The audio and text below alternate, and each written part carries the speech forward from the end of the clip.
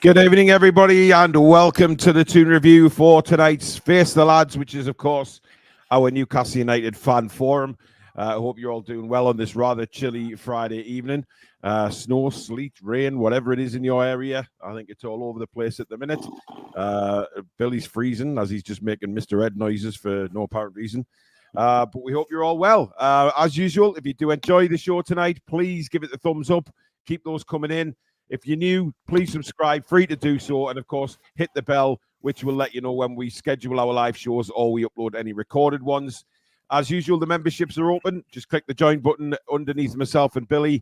And you can donate to the channel as per usual by hitting that $sign under the live comments. And that will take you through and also guarantee your comment to be read straight out on the show. Right, Billy, I just want to bring this up before we get anybody on. By the way, the link is now pinned in the top of the chat to come on. We've only got 2 waiting at the minute, so plenty space for you to come on and join us and have your say on all things Newcastle United. Billy, I wanted to bring this up because this is all over social media today. This little stat here. And it just says, 1,333 days lost to injuries, which is by far the most in the Premier League by quite some distance. Brentford, of course, second, followed by Brighton and then Chelsea, and then the rest of them way behind us. So I think that just highlights the problems that we faced this season. Yeah, it's been since minute one till the end. It's kind of been constant injuries, freaking injuries. Although some of the injuries have been caused by bad game management, keeping the same players in and out, getting them back too quickly, being forced to get them back too quickly at times. Yeah. And plus referees not giving us protection, I think. The amount of times that we've had, who remembers that the Havertz tackle on Longstaff, for instance, that could have ended up with far more than what it was. So I think referees have got a part to play in it. I think Eddie Howe's got a small part to play in it with not rotating. But a lot of it's been down to bad luck. An awful lot of it's been down to bad luck. And I mentioned it in the show earlier on today. The injuries have been. You couldn't actually write a script as to how the injuries have been caused or anything like that. They've just been absolutely horrendous, haven't they? Really horrendous. 2 dislocated shoulders, a couple of broken backs. Things like that. That the severe injury that Matt Targett got at Old Trafford. So some of it's been quite freakish. But again, it's bad luck. But a lot of it is down to the management of the team, I think. Yeah, well, you could put the whole thing is management, isn't it? It's sort of the medical team, the manager. There's a lot to look at. But I said earlier on, I think a lot will be discussed in the summer.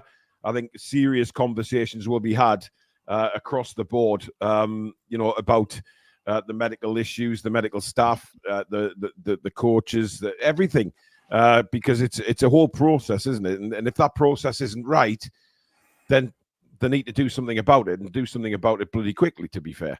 But again, Paul White's question, if we don't get European football this season and finish 10th or lower, which of all big players would you say is more likely to leave in the summer? Well, Bruno's got the release clause, so he'd be the most obvious one, I would think. Yeah, he sort of comes first to mind, doesn't he? Because of the clause, you're right. We need to give him something that encourages him to stay. He obviously loves the club, he loves the city, he loves the fans. But he's also a very ambitious footballer, isn't he? He wants trophies. He wants to play in the highest competitions.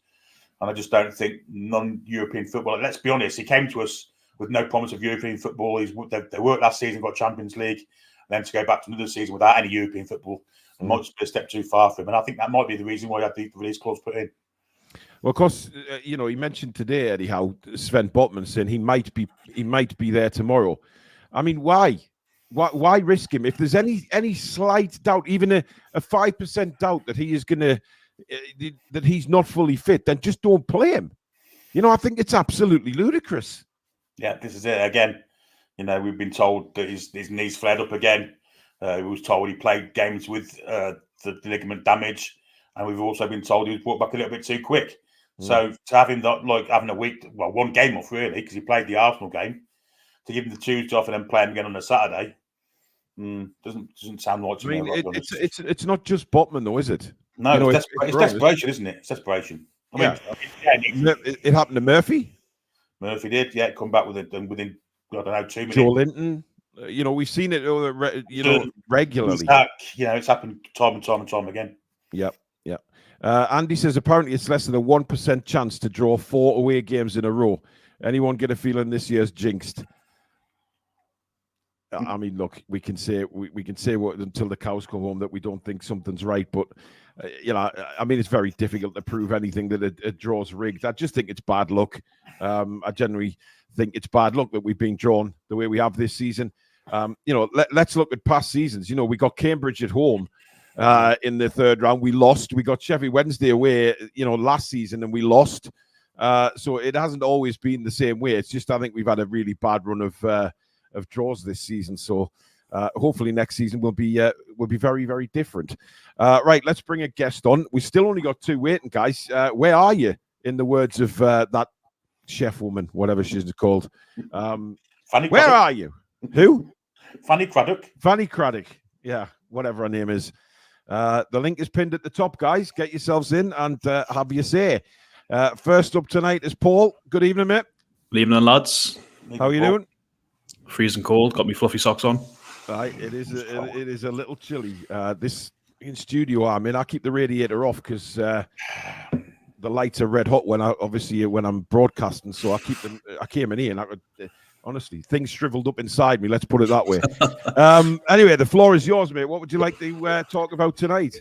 There was I could count only 3 players who were playing for the shirt against Blackburn. Really? Okay. Yeah. I would say Willock, Almiron, and Gordon. Interesting. Like from midfield forwards, I think Lascelles was playing quite well forward.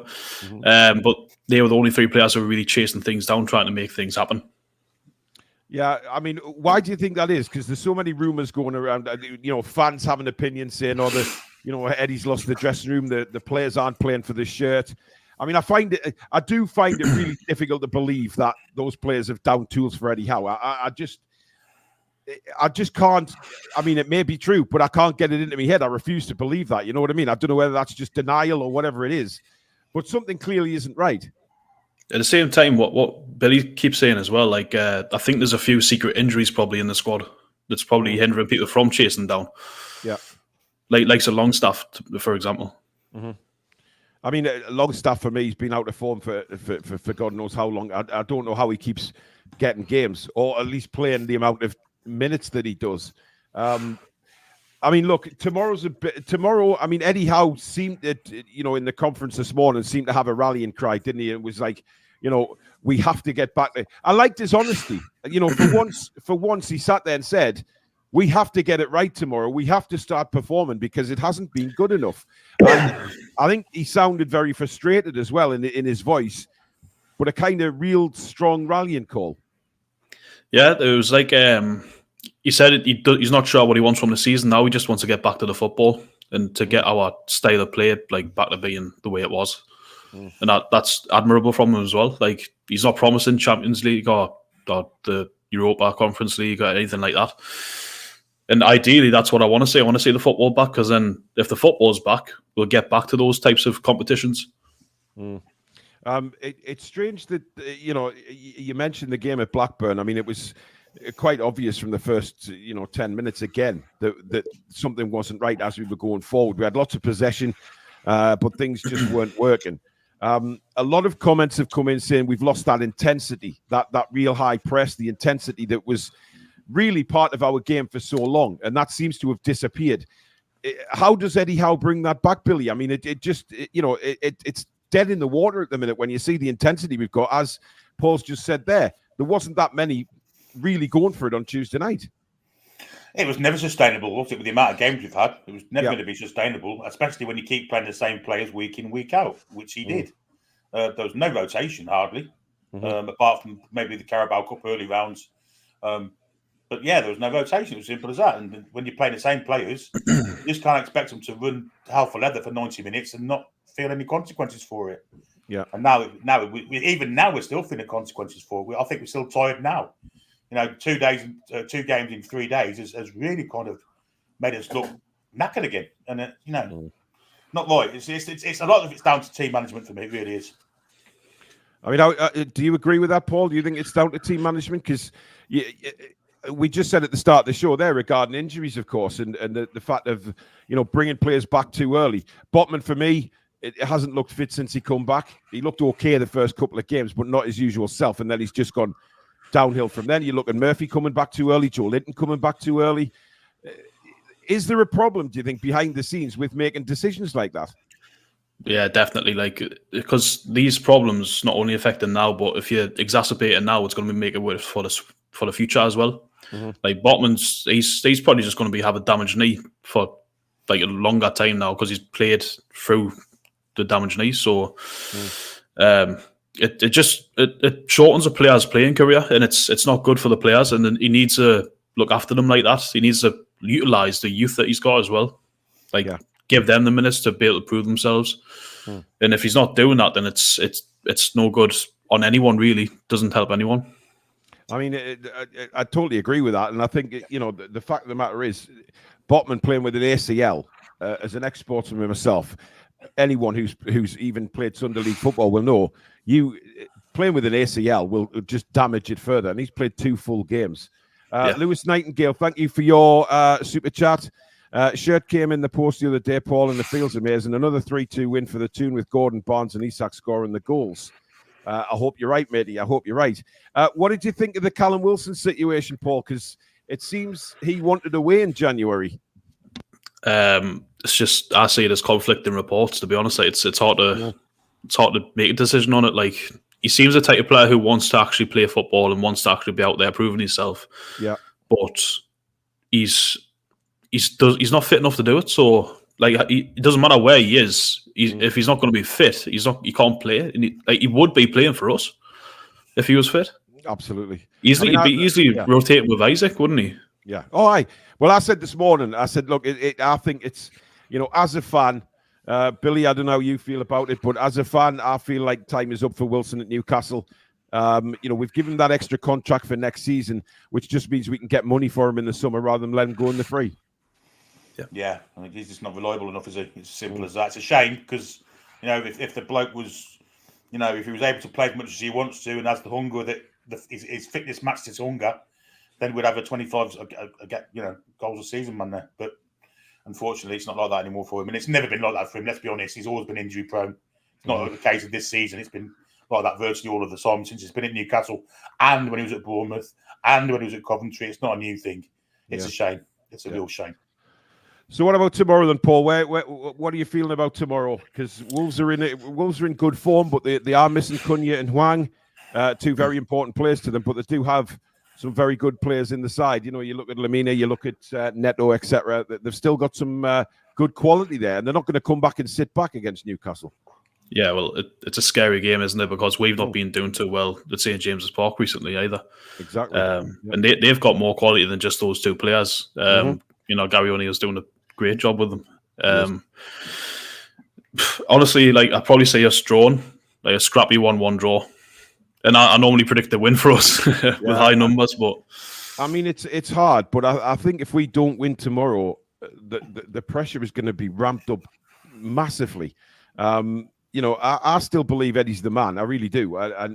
But I think if we don't win the game tomorrow, and it's another one of those games where we're 2-1 down and we score in the last 10 minutes again to sneak another draw, or we lose the game, I think it's going to be ramped up because we fall further and further behind of the teams in the top sort of 7 or 8, and the season looks done and dusted. And then players will start getting it into their minds that down in tools because they won't want to risk themselves getting injured for the summer just in case anything happens. It's the way players are made. So I hope we win, Paul. But we'll see. And thanks for coming on, matey, and we'll catch you next time. Yeah, cheers for having us, lads. Cheers, Paul. Good night, mate. So that was Paul. Guys, we've still only got one waiting. Where's everybody at?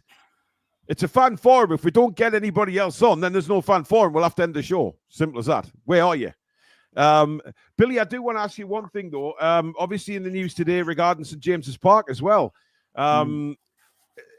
It looks like they're swaying to a new ground, to a new build somewhere, whether that be on the site of the current St James's Park or not. I mean, some people they've been banding it around as the Wembley of the North. So suddenly they're sounding like bloody Ratcliffe at Manchester, saying, Manchester's going to have the Wembley of the North, and all of a sudden we're going to have the Wembley of the North. Personally speaking, I don't think I'd like a 90,000 seater stadium, Billy. I think I think we had this discussion before where we thought maybe 70,000 would be a good crowd to have in, because I think 90,000, the atmosphere starts to waver. I'm not sure. I'd rather 70, 75.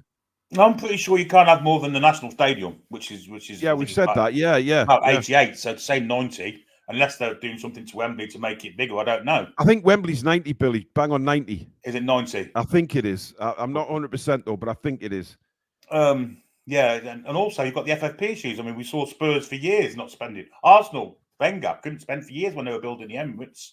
Yeah, so it's it's FFP. I don't know if that goes towards FFP or not. I think Everton have been hamstrung by their stadium with the FFP thing. So yeah, can we afford to build a stadium with the current financial guidelines? I don't know. Honestly, don't know. I don't know where FFP comes into that side of it, Billy. I highly doubt it. It's hamstrung in Everton. It's definitely hamstrung Spurs for a while. They had to sell players. Well, look, I mean, it's a massive talking point, isn't it? Because we're old school, obviously, Billy. We know what St. James's Park means. We've, been there as kids and seen the transformation of St. James's Park. I saw one comment today saying that, they would gladly have a new stadium built because St. James's, it looks lopsided. You've got that fantastic Milburn stand, which goes right across the Leazes, of course. Then you've got the Gallagher to a degree, which is backed up. And then you've got that little East stand, which is dwarfed by. So it does look a bit lopsided. And it's a shame because, had they been able to build onto that, I think they would have started that already, to be honest. And it's a real shame because going to St. James's Park as a kid and growing up there, going with my dad and seeing the transformation of the stands over years, I'd hate to leave it. But I'm speaking as an old school supporter. I don't know how, obviously the new batch of fans will probably want a big new stadium. They'll have seen the likes of the Emirates and everything like that being built and thinking, we want a stadium like that. But leaving St. James's Park would be a killer for me. It really would. I'd hate it. And I just hope that they find a way that they can, change it around a little bit and not have to move, because you see it as you're coming into the city. It's there. It's in all its glory, and I'd hate to lose St. James's Park, Billy. It'd be a massive loss to the city, I think. I really do. I'm a big fan of these traditional stadiums. I don't like these new build stadiums, if I'm perfectly honest. I mean, that's probably my age showing there. It's not probably for me. This is for the future, I guess. The West Ham fans weren't happy about leaving Upton Park. Spurs fans at the time weren't happy about leaving White Hart Lane. Arsenal fans certainly weren't pleased about leaving Highbury. Then you've got the other places like Ayresome Park, replaced by identikit stadiums.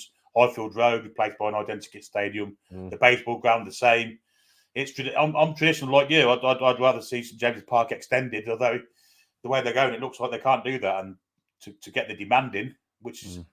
it's high demand tickets. They may need to move, but when you look at these new stadiums and stuff, I think if you look at our mates down the road, Sunderland, I think moving from Roker Park was the right time for them, because Roker Park was done. It was there for years and years. It stayed its course, and I think they built the Stadium of Light in the right way. They've tried to keep the atmosphere very similar to the sort of effect to keep the atmosphere in the ground. Some of the stadiums that have been built, I think Arsenal fans took a long time to adjust to the Emirates, because and still you get a lot of visiting fans and some Arsenal fans saying that the atmosphere in there still doesn't feel quite right. There's still something missing, and I just don't want it to get to that stage. David Smith, who's been a member for 21 months, says getting very frustrated with all the negativity around Eddie Howe. What do the outers want? Gone on Monday morning, gone in May. Well, I think if we don't get a result tomorrow, I think they'll want him gone straight away, judging by the way they're talking. I hope not. 12th man Toon, Paul, thank you again. He's Bazza Brush, he's 12th man Toon, he's everybody is Paul. But thanks for the super chat, mate. Cheers for having me, lads.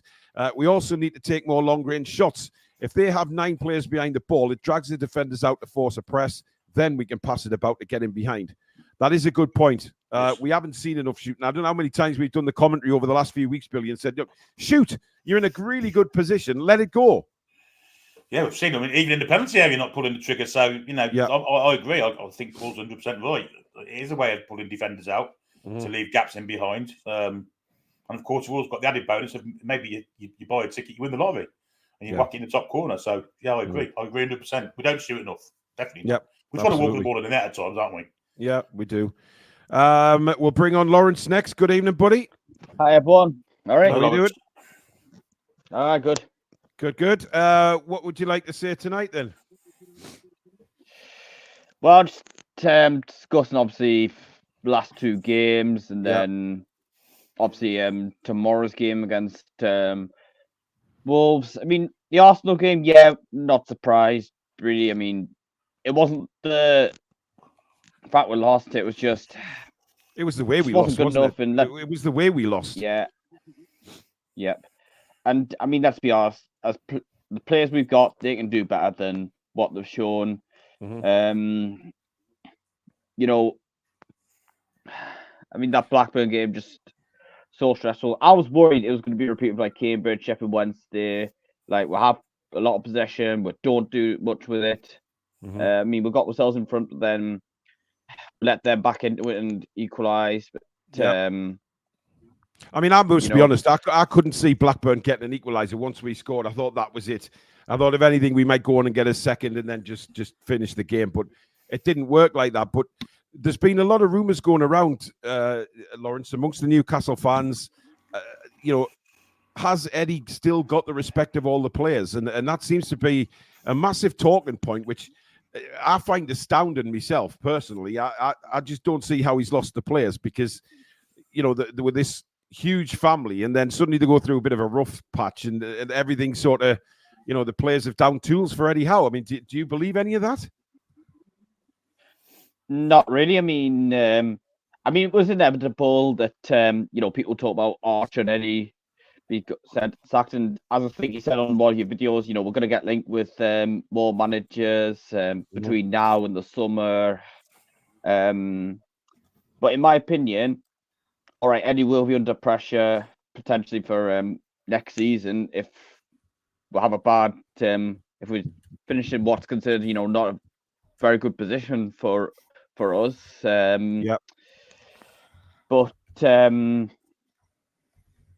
people saying, "Oh, get rid of him." The problem is, who's available? Like right now, more managers would be available, from the summer onwards. But right now, I mean, I know this is probably just all these ITK stuff, but someone said, "Oh, they're going to sack Eddie Howe and let Graham Jones take charge of the rest of the season." What? Like, that's absolutely pointless. There'd be no point in that. It would. I mean, if they did that, I mean, there'd be hell on, to be honest. I just can't see that happening. Paul sent in another super chat.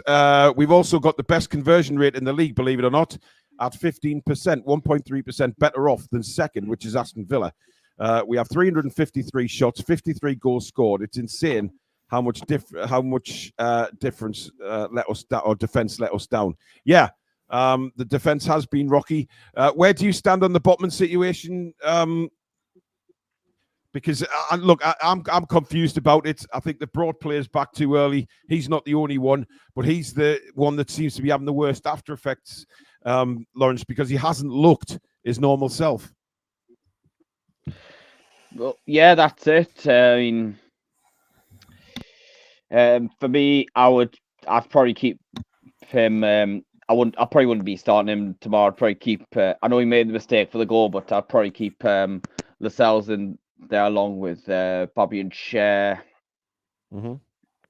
And just be patient with Botman, because let's be honest, Lascelles, he's actually been done all right this season when he has played games. We don't need to bring him. We don't need to rush him back, do we? Done well. Yeah. No, don't strange. Like even Dummett. He's done well when he's played. I think it's inevitable though. If we keep playing Fabian Shea game in game out, he's going to end up with an injury. I think it's inevitable. I mean, yeah. He needs a rest. That's the worry. He's been crap the past 2 or 3 games, to be honest. What do you think about tomorrow then, Lawrence? Because it's not a straightforward game. I mean, I know people say, oh, yeah, after the Arsenal game, we've got an easy run. That's not the case with us. We cannot say any game's easy after the way we've played recent weeks. So are you confident about tomorrow, or are you worried?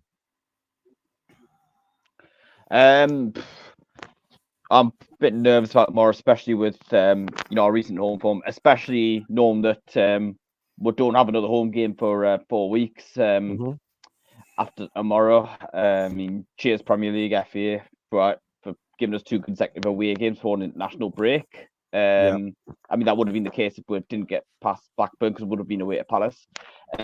Anyway, Wolves, a bit like probably ourselves and a few other teams. I mean, they've actually been better away than at home, you probably argue, since the turn of the year. So I'm pretty nervous. I mean, I'm a bit more hopeful seeing that Cunha and particularly Hwang like to be missing the game, particularly Hwang, because he's been a thorn in our side he loves a goal against us. Yeah, absolutely. But of course, we know they've got other players to watch out for as well. So what you going for, Lawrence? What's your prediction? I'm going to say we'll win 2-1. Yep, that's what I've gone for. I hope you're right. Thanks for coming on, matey. Cheers, Lawrence. Thank you. Take care. Good night. Come on, mate. So Lawrence there. 2-1 seems to be. I mean, I've gone 2-1. I generally think we will probably struggle to keep a clean sheet the way things have gone at the minute. But I really just don't hope, if Wolves score first, Billy, we're up against it, because that as much as people can say, or Eddie Howe can say, we're confident going into the game, conceding the first goal may just be that setback that we just don't need. Yeah, and it just falls into their plans of counter-attack stuff, doesn't it? Which is how they're going to play. And if they've got a lead, they've got even something else, more to hang on to. So yeah, it doesn't bode well for us if we do concede first. Yeah, and you've got to say, with the way the pace they've got, it's possible. They're good. They're a good side. O'Neill's got them playing well. He's got them playing in a nice way. They've got some great players. They've got great players out wide. They've got Neto, who's been fantastic. If we can keep Neto quiet, I think we win the game. But that's easier said than done, isn't it? Yeah, exactly. Let's bring Dan on. Dan, good evening. Evening, guys. How are we doing? We're all right. We're a bit worried about tomorrow, but Newcastle United is, as we keep saying, a huge roller coaster ride in life, and we just have to get on the next train that comes along tomorrow and see where it takes us. Yeah, definitely. I reckon tomorrow's going to be a hell of a game. You reckon it's going to be a good game? It's going to be a hell of a game. Yeah. I reckon, like you said, I don't think we should bother with Botman. Lascelles did amazing for us first half of the season when Botman first out. I don't know why we felt the need to bring him on so quickly. If there was even the slightest risk that he was still going to have this injury, we should have just let him rest, because the one thing we don't need is more strength in the back. We've got that. It's our mid and our forwards where we're just lacking the numbers. So we could have quite easily had Botman just sat on the sidelines watching the game, let the lad rest his knee and everything, let him get back to full strength, so we're not rushing back key players to the way we play and the way we structure ourselves before they're fully fit, ready to actually do it. Yeah. I just want to point out this comment from Nathan, and thank you, Nathan. Stop the rumours, stupid rumours about Amanda Staveley in the chat, guys, because it's as Nathan says there, we don't do that on this channel. If you want that kind of crap, then there's plenty of other Newcastle channels who are desperate for likes and subscribers who will put up a load of nonsense like that. We don't do that on this channel, so thank you very much. Look, the Blackburn was awful, Dan. Arsenal was awful. I didn't have any confidence going into the Arsenal game that we were going to get a result. However, it was the manner in which we lost. The lack of tackling, the lack of... There was no fight in the squad at all. Yeah. We went in there expecting to lose, and we weren't even trying to do anything else. It just seemed like we were just trying to limit the amount we lost by, and that was it. There was no real fight then. To be honest, there wasn't a great deal at Blackburn either. I mean, you're glad for the win. You through to the next round, and ultimately that's what matters. But I really wasn't happy in the manner that we won. I thought even the squad we put out, if we played with half the intensity that we normally do, we should have buried Blackburn in the first 45. Yeah. Ali B saying, why are people panicking because Callum Wilson pulled out of a house sale? People pull out the sales all the time. The media are just trying to make a story out of nothing. It's clickbait at best. Well, to be honest, I'm not really bothered, Ali B, because I think he'd be on his way in the summer anyway. I think we need strikers, certainly next season. And I'm sure Eddie Howe's feeling the same. He needs reliable strikers that he knows are going to be on the pitch. Yes, everyone gets injuries. Yes, people miss a bit of football. But you look at Callum's record over the years, like Billy stated earlier on,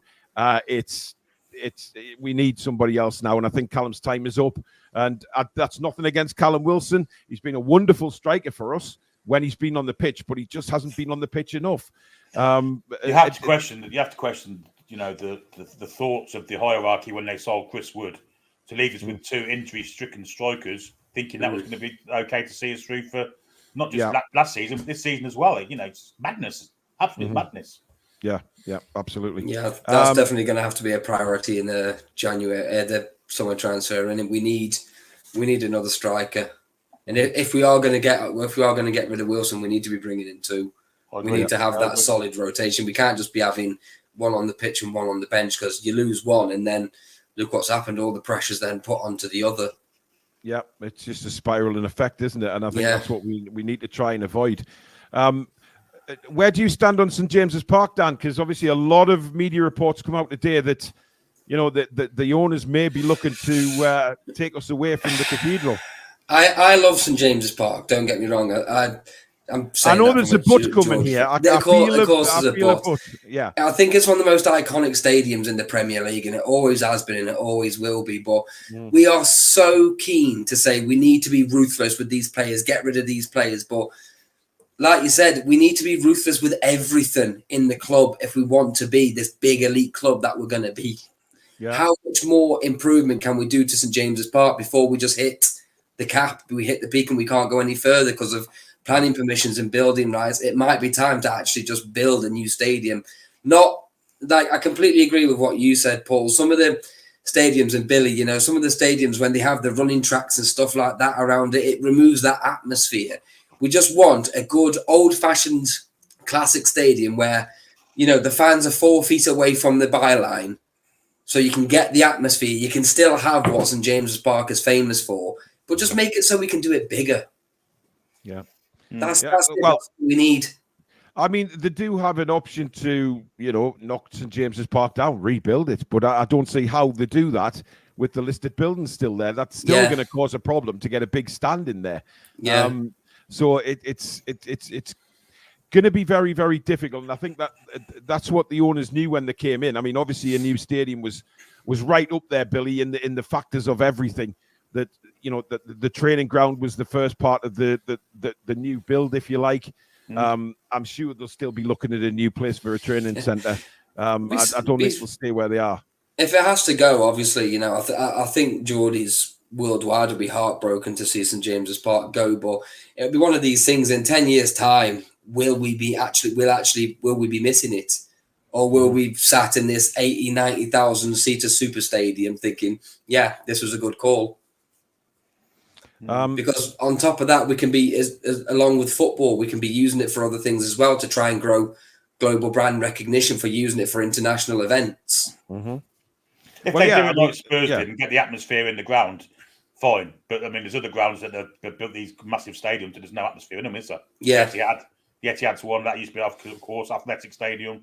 The Arsenal ground, the Emirates, that has no atmosphere really.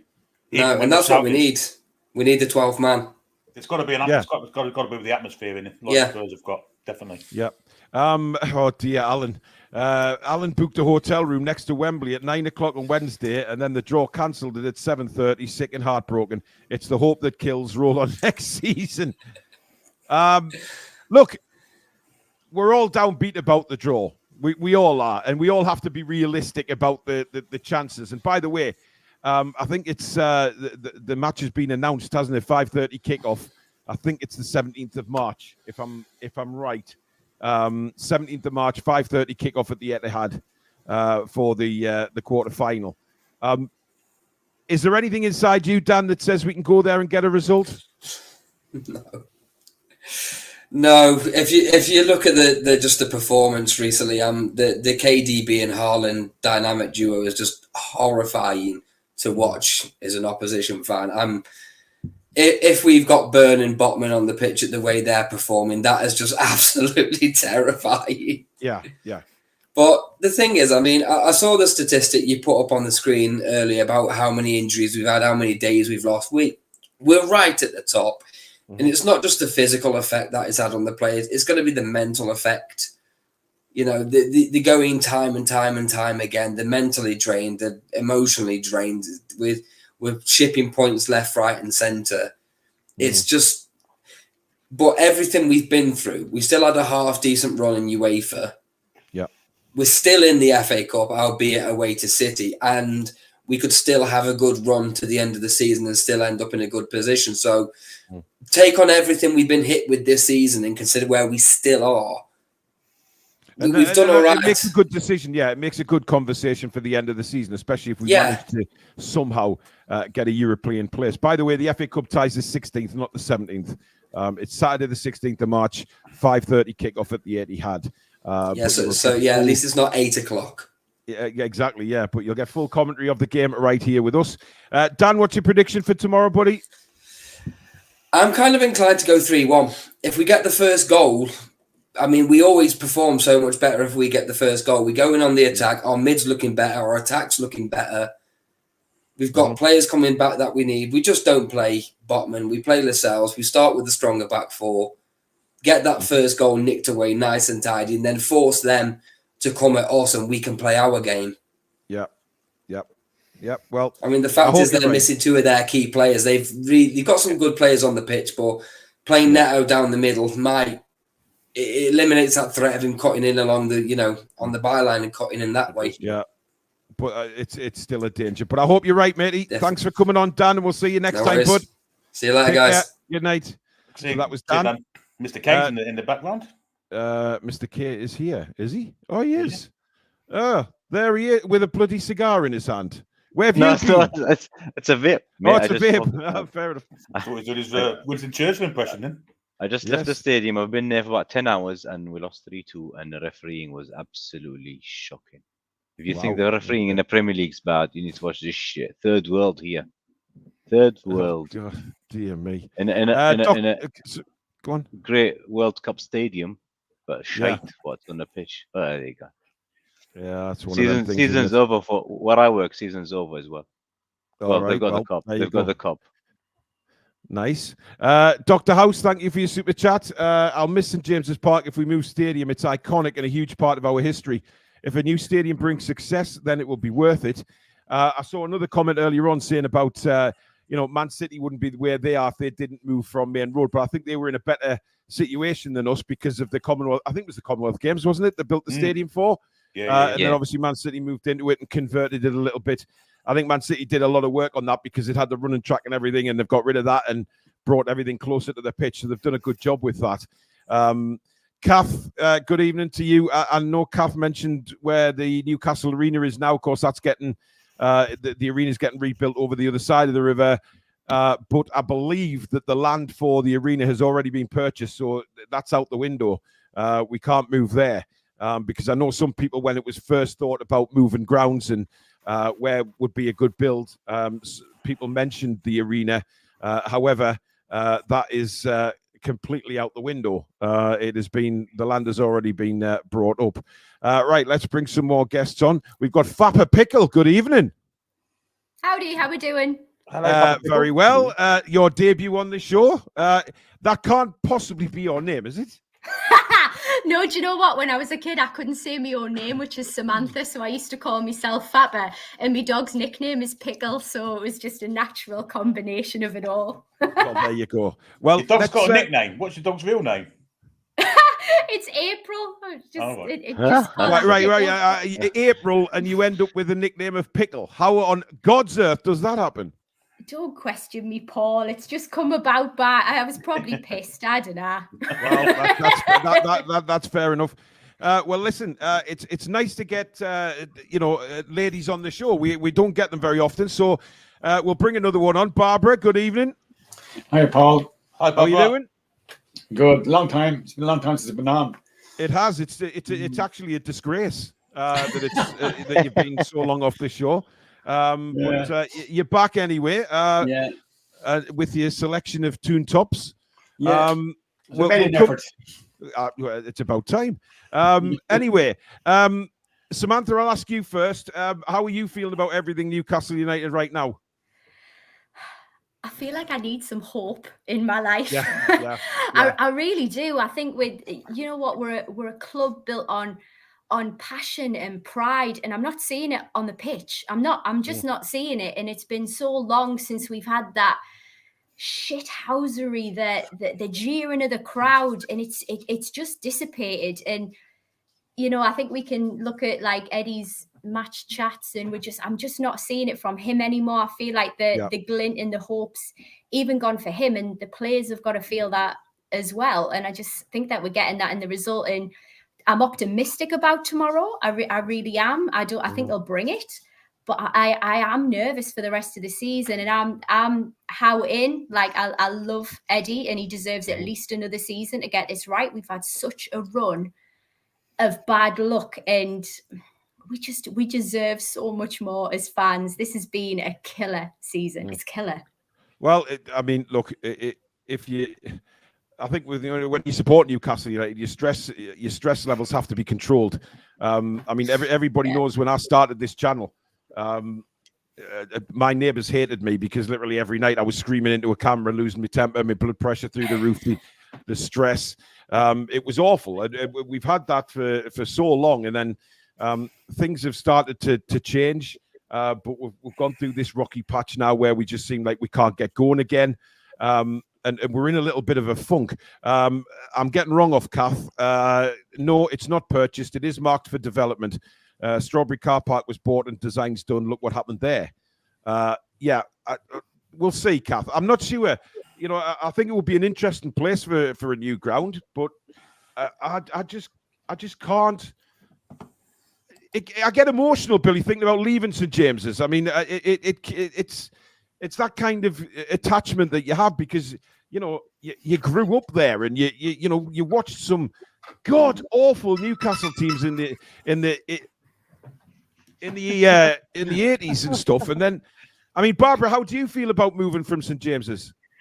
Well, if I lived in Newcastle, I'd probably be more upset. Like, but for me, it's probably better chance of getting a ticket. It's a good thing. For us bloody Irish. That's all they think about, isn't it? Getting a ticket. We'll go to the games. Getting line ball. Jeez. I think it'd be heartbreaking, honestly. Of course, it's been our stadium ever since it started. It's going to be heartbreaking, no doubt about it. Like, what can you do if you want to get bigger? You have to get bigger every way, don't you? Roy, where do you stand? So they say. So yeah. Roy, now. Where do you stand, Roy? Behave. Yeah, I would love it if we stay and get expansion, not move. We will lose a part of the identity. Yeah. It's just like when Arsenal left Highbury and went to the Emirates. But they've never won the league since as well. It doesn't mean they're going to improve when they go to the bigger one. They are making more money, but they've lost a bit. Well, I think that's part of it, isn't it? The revenue will obviously be completely different. Samantha, me and Billy were talking about the capacity before, about saying, what we think the stadium should be built to if they do go on and build a new stadium. And we sort of say in the lines of 70 to 75, because anything above that might just take away the atmosphere. The way these new stadiums are built, we have to make sure that whoever is doing this design and building the stadium, they have to be together and make sure that the atmosphere, that they build something where the atmosphere stays. I agree completely, and I think you've got the number probably bang on, because we want to increase the capacity so that there's more tickets available, so more fans can get in, we can generate more revenue. There's part of me trying to think, long-sighted into the future. Where can this club go? We've got this big project. We're all so behind it and we need it desperately.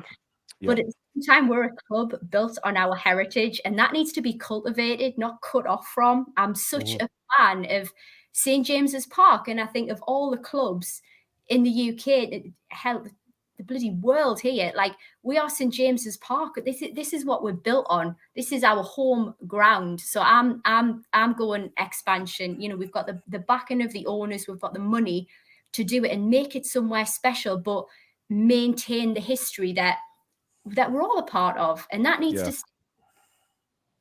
I mean, I'm not going to ask your ages, Barbara and Samantha, how long you've been going, but do you feel, do you feel that connection to St James's Park that everybody else does? I mean, Barbara, I know you mentioned that you're not living in Newcastle, so you don't really have that affection. But no, I do really. I do love St James's Park. I love going there, and the atmosphere is fabulous. Like, like we won't be able to build a stadium with 75,000 people in St James's Park. In fairness, how can they extend it to get that many people into it? It's not possible, is it? No, I mean, I bet you're hoping for 150,000 capacity, so you get a ticket. No, 80,000 would be enough. 80,000 would be enough. I mean, I think 80,000 we'd sell out, no problem. But I just think you would sell it out every week, Yeah, we've got to be careful though, because too many, if we go too big, it just might take I think 70,000 is a perfect sort of roundabout figure. But listen, that's not up to us, is it? That's up to the people at the top and whoever makes the decisions, the architects and everything like that. And it's obviously finding a place to build the new stadium. So, when you try and find a new area for building a stadium, Billy, it's not going to be that easy, is it? Because there's so many blockades. You'll get people saying, "Oh, you've pushed a cow off a field. You can't build here." And then you'll get the doolally hippies sitting in there tying themselves to diggers and stuff and all of that kind of crap. So you've got. I'm exaggerating, obviously. Don't come at me. Just stop oiling that. But you're right, because generally these stadiums are built in like out the way places, aren't they? In industrial estates and things like that. And like the week out the road from me was in the middle of a farmer's field next to a gasworks, a disused gasworks. It wasn't being used. So for Newcastle United, that's a new name to call yourself, Billy. I'm impressed. But it's still got to be in the centre of the city. It has to be. And for St James's Park to be knocked down, God, that would kill me, because my father stood there for years, my grandfather stood there, and the people that watch this show, their parents and grandparents and great grandparents, all stood on them terraces. God, it's got to be heartbreaking to lose that, hasn't it? Got to be. Jesus Christ, I'm going to cry. Billy, I'm going to get emotional shortly, man. Didn't do that to me. I mean,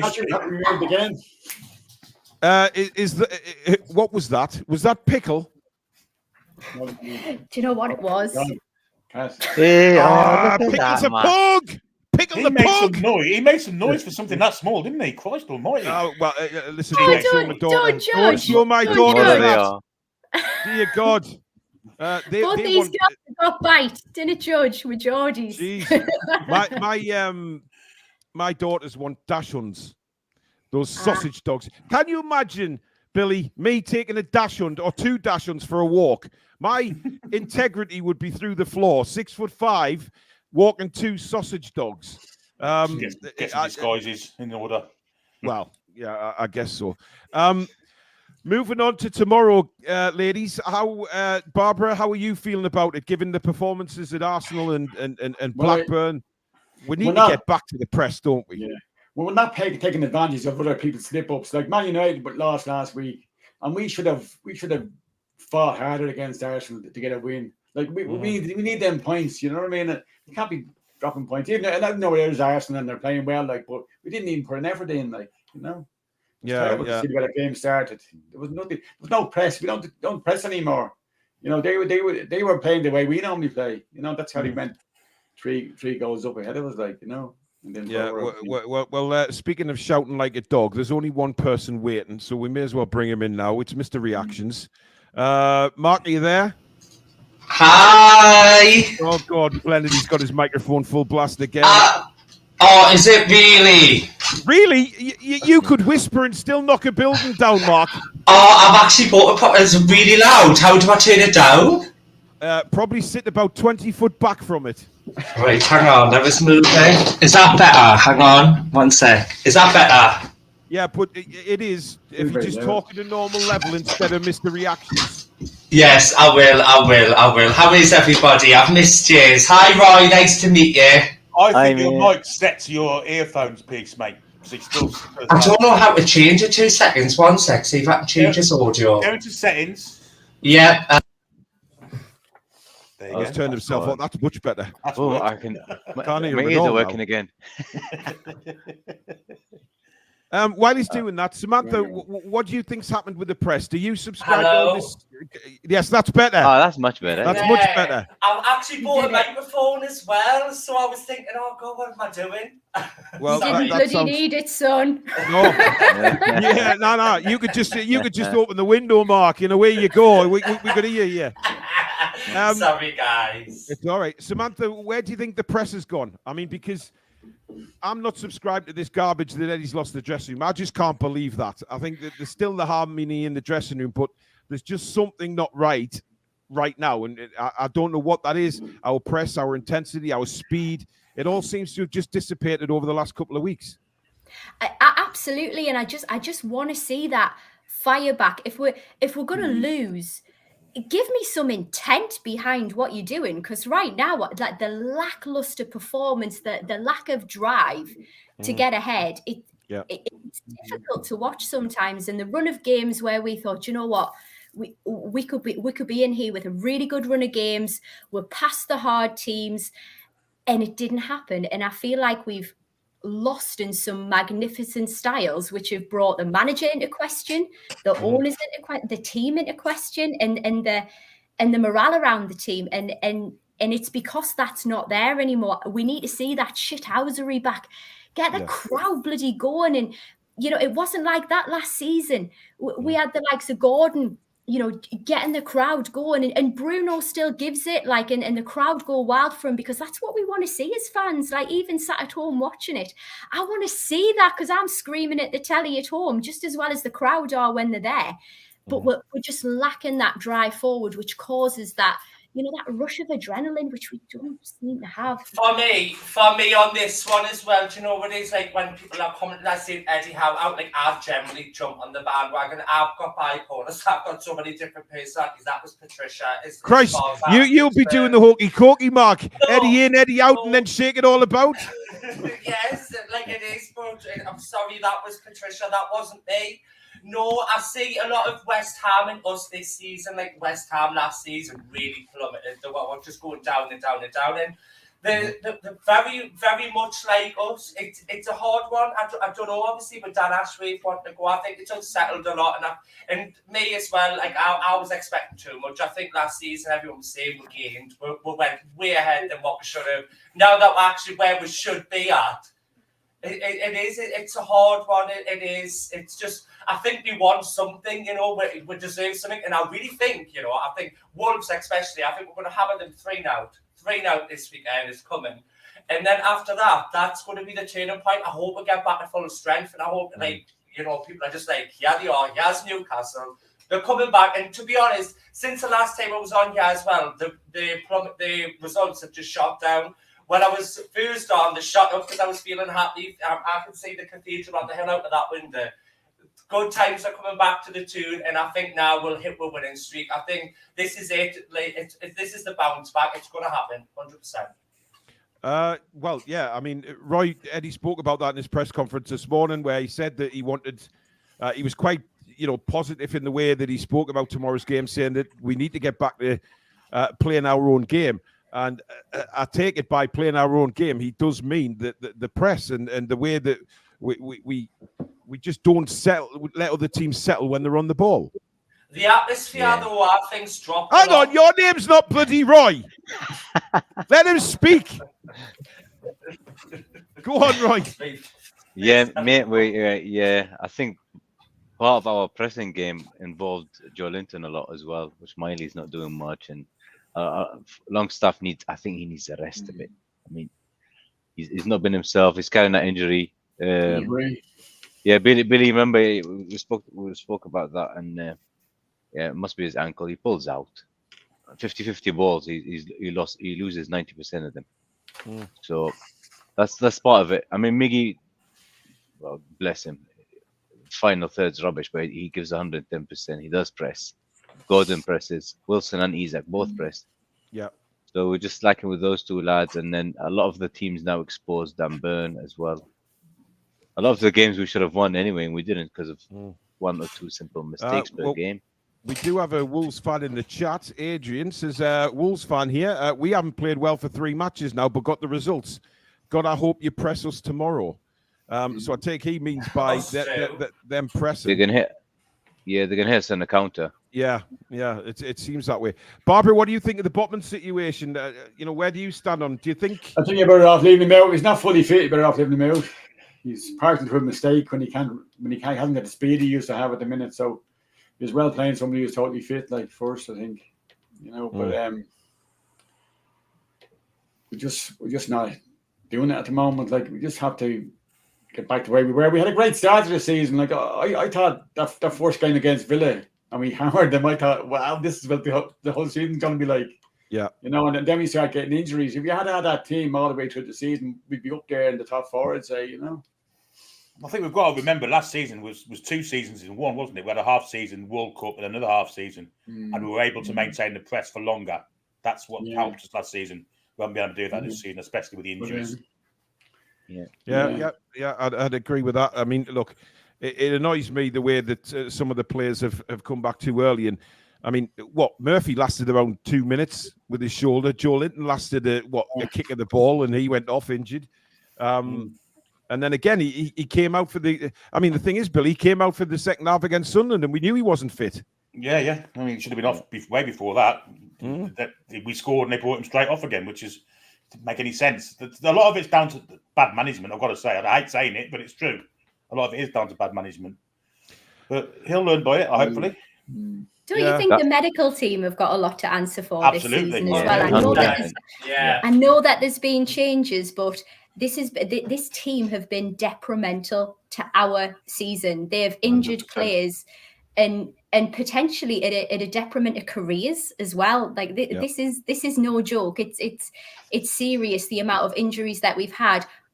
But for the length of time that we've had them, and then bringing players back too soon, pushing them back in out of desperation, and it's just exacerbated the situation. It's just created this turbulence of injuries that we've had, and injuries are not an excuse, but they are a reason at the end of the day why we're not fighting for those top positions. And I know that we said earlier we're probably not where we want to be. It's not where any of us want to be. That medical team has got so much to answer for, Dan.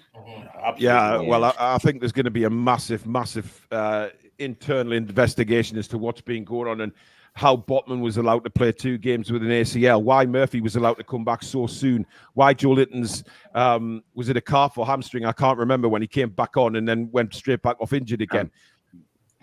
It was the hammy, wasn't it? So, that can't be allowed to happen moving on to next season. It simply can't. We're going to get injuries, but it's all about the players coming back and making sure that they come back in a better place, not worried about their injury anymore, that it's totally gone. Because, I mean, Jam Stasher says there, Botman playing with an ACL injury is a sin. It is a sin. It should never have happened. Even small things like Ellie Anderson being out with back injury, and in the first photo you see him, is him carrying a bleeding goalpost. What's the point of that? Well, yeah. We laugh, but it's right. I know, but he's back on the training pitch and he's carrying a freaking goal. I mean, he's had a broken back and you stick a goalpost on his shoulder. At some point, this season's got to turn around for it. It's due. It's well overdue. So we either do it. I think if we beat Man City in the FA Cup away, which I've got a feeling we're going to. I've just got that feeling that I think that's going to build in the turning point. We're getting with players back. There's no excuses now. So we're starting to get a good bench again. We're getting there and just. Show with that fight back, that roll, go for goal from the first second you kick off, go for the goal. And we're sitting back a bit. It wasn't us, especially last season, we were ready for it. But something's gonna have to happen because the pressure is mounting on Ed, and I love our Letty. I love him, I do. I think he's done amazing for me. I've got so much respect for him. I'll hold him out always in my heart. But I just want that fun back, that fire in this, and even you're getting frustrated, Paul. He very rarely got frustrated last season. Look back at your videos, you're like, for fuck's sake! And we haven't seen that since Bruce, so just, when you take a step back, rejuvenate. You lush. I'm wearing a cap out with tribute for you. Cheeky bastard. By the way, can I just say the cap that I wore for the show this morning was because I had a terrible headache. You look like a farmer. Honest to God. I'm not even going to say what you look Milk like. in the tits. Tell you. Cows. Mark, I will find you. Don't. I know exactly where you live, Mark, so just be careful. Oh, God. Sorry. Yeah, you will be. I wore that cap because it was to keep the lights out of my eyes, because these big studio lights, when you've got a headache, is not easy to sit in front of. You're a star now, babe. So will you shut your trap for 2 seconds? It was to keep the light out my eyes. And listen, Susan thought it looked good. I thought it looked fine. And I'm happy with it, right? So you know, all these people in the chat saying, oh, I mean, they're coming in now. Geordie Tartan and Peaky Blinder Ditchburn and all of this. Whatever, I don't care. I've got many a flat cap, so I don't give a damn. More flat caps and Albert Tatlock. There he is. Yes. There he is, piping up. Just, don't choke on that vape, Billy, whatever you're doing, mate. I thought you were just keeping your head warm, Paul. No, I don't need to keep me. What are you trying to say? Listen, I know all three of us upstairs here. Listen. Look at us. Mind you, right? Yeah, I mean, Mark just puts wigs on. I mean, he's got that. He goes and shaves a beaver or something and sticks it to his chin. I'm telling you, no more secrets. Could have picked a better animal than that, to be fair. The thing, shut up, Billy. The thing is, right? Susan's not very well today, so I sort of shaved my head. That was soon, pet. He just doesn't stop, does he? And I went to. Normally I grade 2 me hair, but I thought, sod it. I took the grader off and I just stripped it right back because it grows too quickly back. Yes, it still grows, Billy, and. It was easier, and it took her. She went to bed with a headache, and then she came downstairs and went, "By that is short, isn't it?" And I'm like, "You've seen it already." But yeah, it's not to keep me head warm, Samantha. So thank you very much for that lovely comment. I'll remember that. Connor, thank you for your super chat. He says, "How Botman played on with a bad ACL is beyond me. I damaged mine playing 5-a-side and barely could get up the stairs to take a pee." I mean, it's right. I don't know how you perform with an ACL injury and expect it. It's certainly a Premier League footballer. I think it's absolutely mad. He has lost his mojo a little bit. He's not. You can see it in him. I think he needs a rest. Lascelles can do it for a couple of weeks just to get him back to the Botman who we know. And it's starting to show. And I think Shaw needs a rest as well. It is starting to show on them. They've been through a hell of a season. They've been through the Champions League, and and we've really gotten dead close, and we've just fell at the last hurdle. But there's always next season. But just didn't damage the players in the process. You know what I mean? Yeah, we've got a good team there. I feel sorry for them. I do. What are you going for prediction-wise tomorrow, Mark? 3-0. Good on you. Right, we'll catch you next time, matey. Love you. See you later, Mark. Come on, Mark. Well, I'm pleased he got his microphone sorted. That was an absolute goddamn blessing in disguise. Barbara, what's your prediction? I think we'll win 2-1. I also think it was terrible the way Sky Sports are trying to replace Eddie before there's even a mention of him losing his job. Yeah. Sky Sports can go to hell as far as I'm concerned. I mean, should have put a picture and put him side by side with Eddie. Yeah. They hate everything about Newcastle. The more crap they can throw at us, the better they think they are. It's ridiculous. I think we're going to win 2-1. Hopefully so. Thanks for coming on, Barbara. Get yourself on next time. Cheers, Barbara. Pleasure, and Roy and Billy as well. And or other guests to get better. Pickles, is it? Fickle Pickles, Samantha. Lovely meetings are. Pug woman, whatever you want. Thanks, Barbara. Take care. Thanks, Barbara. Bye. Right, Samantha, what are you going for? Cautiously optimistic 2-1 as well. Wow. Okay. Right. Samantha, do me a favor. Just stay on your camera and stay backstage a minute, if that's all right.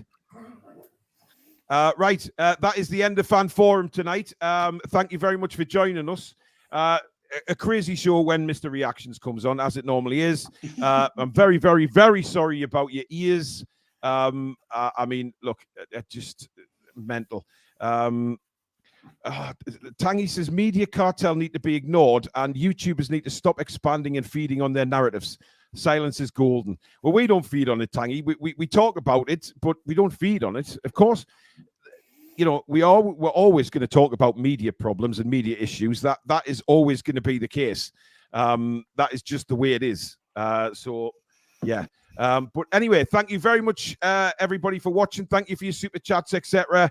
Thank you, Mods. You've been amazing as usual. Thank you to everybody that came on the Fan Forum today. We really do appreciate that. And of course, thank you to Billy and Roy. He eventually turned up.